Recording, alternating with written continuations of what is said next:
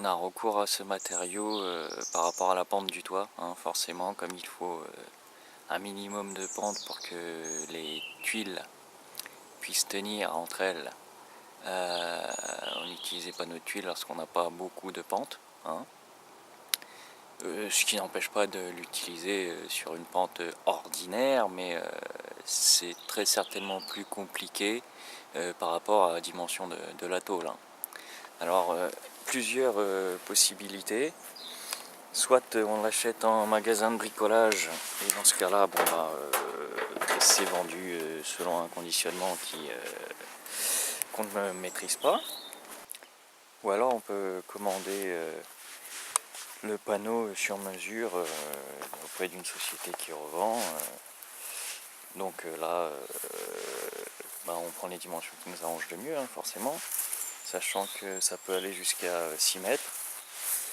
Et on peut l'avoir aussi en déjà isolé.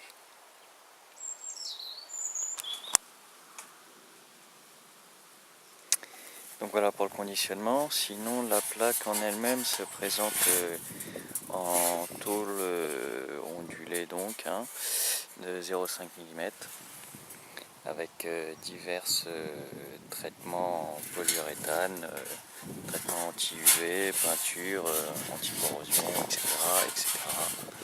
De 14 à 16 euros le mètre carré. Je vous avoue que j'ai préféré ne pas faire d'économie là-dessus.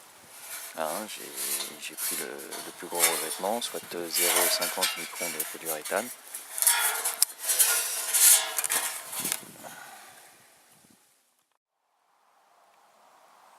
Légère, facile à manipuler, beaucoup plus facile à manipuler tout seul notamment que des tuiles en ciment, hein, que des tôles en fibre ciment.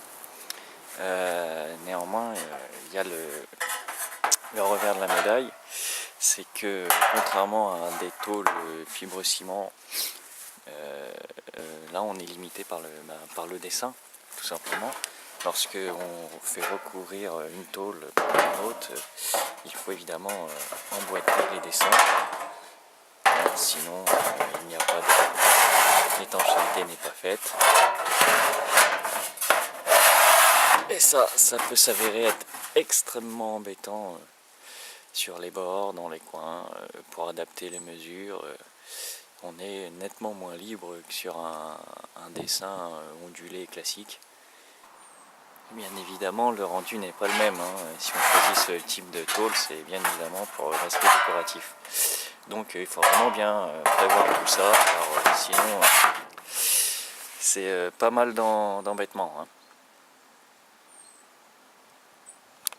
5 kg mètre carré, entre 15 et 20 kg mètre carré, sans compter que ça se casse, hein, c'est assez chiant. C'est un refuge à mousse. Ça c'est de l'entretien, hein, c'est sûr, mais bon, si déjà le matériau lui-même s'y prête pas, c'est mieux.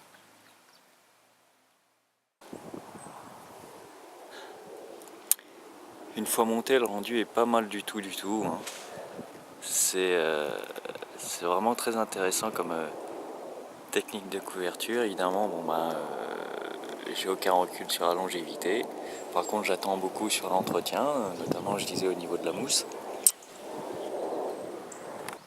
Bon, une fois posé, on marche dessus assez facilement, hein. C'est par contre ce qu'il faut pas faire, il faut bien marcher dans les creux. Mais ça vous arrivera forcément un petit accident. Voilà quoi.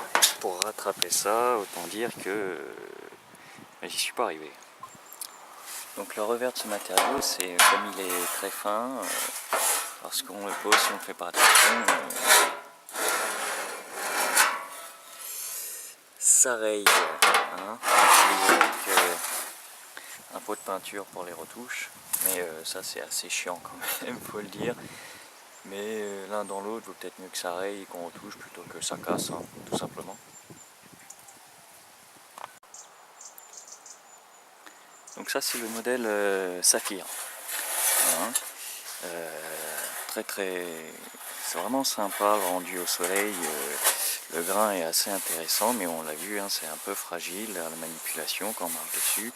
Mais bon, c'est comme tout, hein, il y a des pour et des contre, il faut faire attention. Il existe le modèle Roma, donc qui imite plus les tuiles dites romaines classiques, hein. Là, c'est le modèle Saphir, comme j'ai déjà dit. Couleur terracotta, il y a plusieurs types de couleurs, mais bon. Celle-ci est très très bien.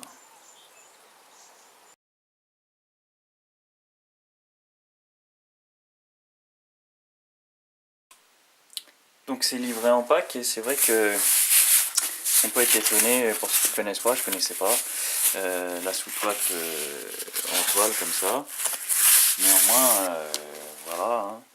Ceci étant une bouilloire contenant de l'eau bouillante, regardez par vous-même.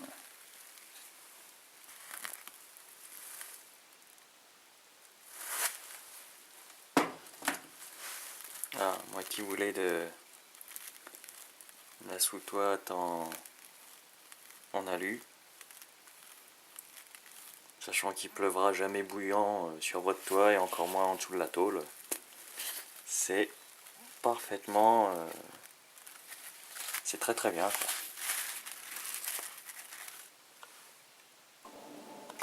Les lattes sont livrées en 4 mètres. Au départ, je les voulais plus longues, hein, par rapport à la dimension du toit, notamment 6 mètres, mais finalement, je m'aperçois que 4, c'est suffisamment chiant comme ça à la manipulation. Individuellement, on n'est pas à l'abri que ça casse.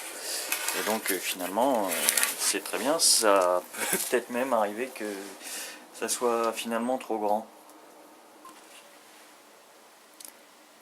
Donc pour clôturer cette vidéo, qui n'est pas un tutoriel mais vraiment juste un avis, hein, pour présenter le produit, bien tout simplement on peut dire que c'est quand même très bien réalisé. Il y a différents niveaux de finition qui permettent d'adapter un peu le budget. La livraison avec tous les accessoires et puis les lattes, la sous-toiture, bon bah facilite l'acquisition de tout ça, hein, quand on n'y connaît rien.